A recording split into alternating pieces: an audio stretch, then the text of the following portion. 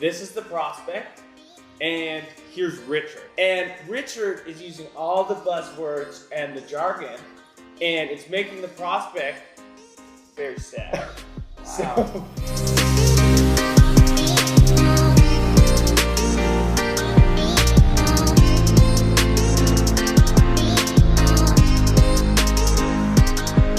Alright, Dave, so welcome to another episode, Demolitions. Yeah. Today we have Tommy and we have Richard. These are two brake pad salesmen, I believe, and they're going to pitch a prospect and hopefully win his business. This is actually our first in-person meeting, so we actually get to be a fly on the wall at an in-person meeting they're going to. I'm excited.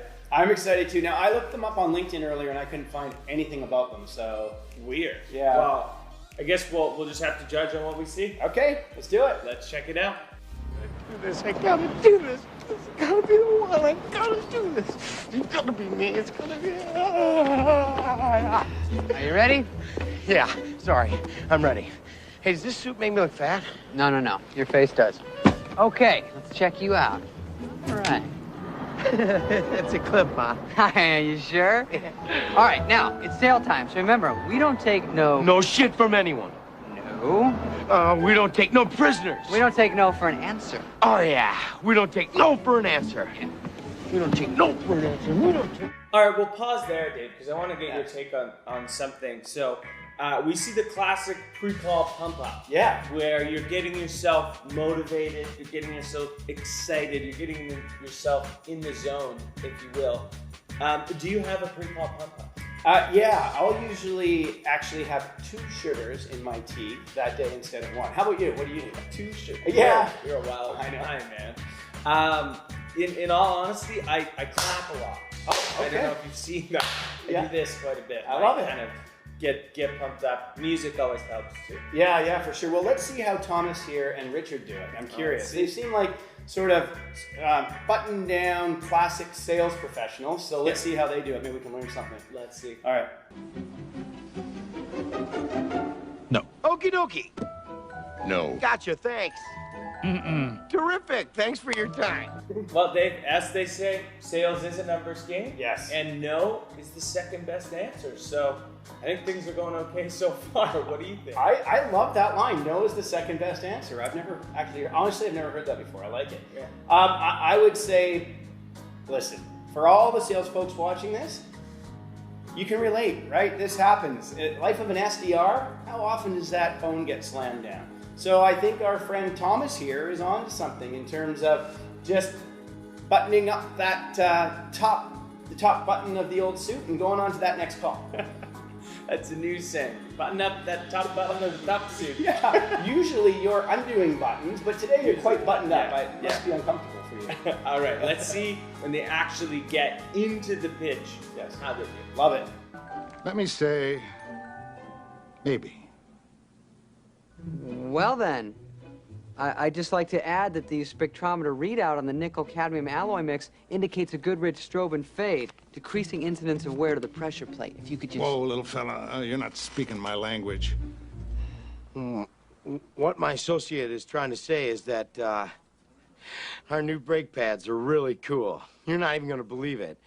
Like, let's say you're driving along the road with your family, and you're driving along, la-li-la, woo, and then all of a sudden there's a truck tire in the middle of the road, and you hit the brakes. Whoa, that was close. All right, next point, super important. So Richard is now using language that's going completely over the prospect's head. Yeah. I mean, how often do you get to the point where you've got a very senior decision maker in the room and you're talking about small features and benefits and this drop down and that drop down? So, I mean, it is, I think, very helpful to do what young Thomas is doing here and use props. But, I mean, I'd love for us to be able to use an example, but who's got props just hanging around? Well, I guess like you could look at it like this is the prospect and here's Richard, right? And But that's Richard, an elephant. I don't understand. It looks pretty much Okay. like Richard. Okay. And Richard is using all the buzzwords and the jargon, and it's making the prospect very sad.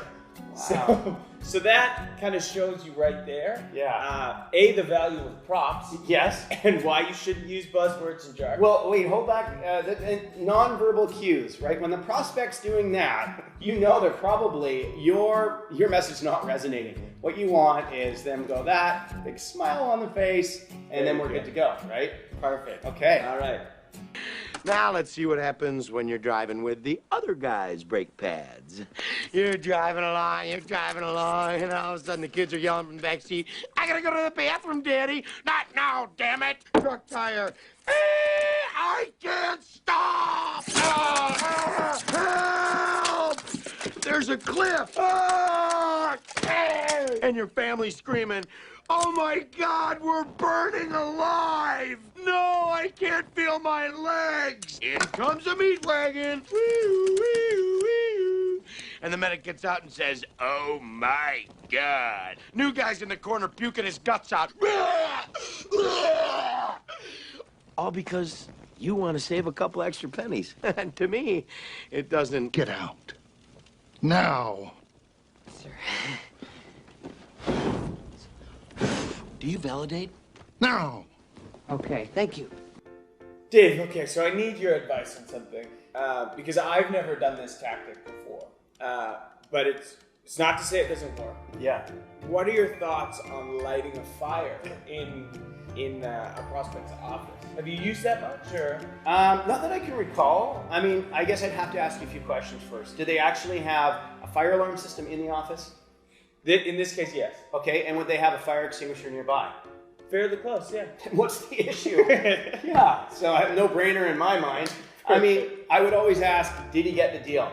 I feel like he didn't in this case. Yeah. But maybe he called him back later and the guy had a change of heart. We actually don't know that. So Yeah. I'm going to assume he did. But yes to lighting fire. Okay, yes, that's a yes. Pro tip. Yeah. Okay. Hey, what's your name? Helen. That's nice. You look like a Helen. Helen, we're both in sales. Let me tell you why I suck as a salesman. Let's say I go into some guy's office. Let's say he's even remotely interested in buying something. Well, then I get all excited. I'm like, Jojo, the idiot circus boy with a pretty new pet. The pet is my possible sale. Oh, my pretty little pet. I love you. So I stroke it, and I pet it, and I massage it. Yeah, I love it. I love my little naughty pet. You're naughty. And then I take my naughty pet and I go. Oh! I killed it! I killed my sale. That's when I blow it. That's when people like us have got to forge ahead, Helen. Am I right? God, you're sick. All right.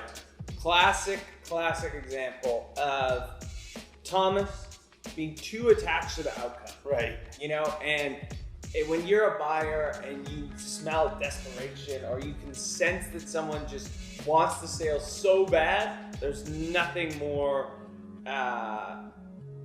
just turns you off. It's absolutely true. That's when you start making foolish decisions, right? And on a serious note, like that's when you're like, hey, you know what? Why don't I give you a free trial for 5 months instead of 3 days? Or you start discounting like crazy. And you never want to devalue your product. And in terms of like not getting too attached, it's for the sales reps that are listening to this right now, what's your win rate? Is it 20%? Is it 50%? Whatever it is, the amount that you're closing is exciting. But that means if it is a 40% close rate, 60% aren't closing. And if you get too attached to those ones, you're just going to be focused on the wrong area. So cup half full, pick yourself up, go to that next deal and move on, right? Totally. I agree. Tell you what, I'll go turn the fryers back on and throw some wings in for you. Hey, thanks, Helen. Tummy likey. Tummy want wingy. Did that board of the head knock something loose? What are you talking about? That 180 you just pulled with the waitress. Why can't you sell like that? I was just having fun. If we didn't get the wings, so what? We still got that meat lover's pizza in the trunk. Hey, you got the wings because you were relaxed, so you had confidence. And that's what it takes to sell. Confidence. Your dad had that. Ugh, why do you always have to deturd these things? My dad was smart. I'm not. Very true. But there's two types of smarts. Book smarts which waved bye-bye to you long ago. And there's street smart, the ability to read people. And you know how to do that, just like your dad. He was the best at knowing what people wanted to hear and what people needed to hear. That's what selling is all about. In a way, these people are buying you, not just brake pads. Hey, everybody, it's Tony Robbins. Maybe you're right, Richard. I think I am. All right, Dave. So we're wrapping up here. Richard actually gives some pretty good advice. That actually is good advice. You know, you always want to be relaxed. You always want to be confident. And people do buy from people, right? So don't forget that. Say that again. People buy from people. Okay, yeah.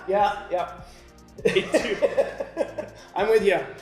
They do, and no, but some people forget that, right? And they get so focused on their product and their service. Right. And they're like, this person is buying my product and service. But in actual reality, they're buying you. They're buying into you and your ability to deliver. So don't forget that. And yeah, thank you all for watching. I hope that was fun. We had a really good time filming it.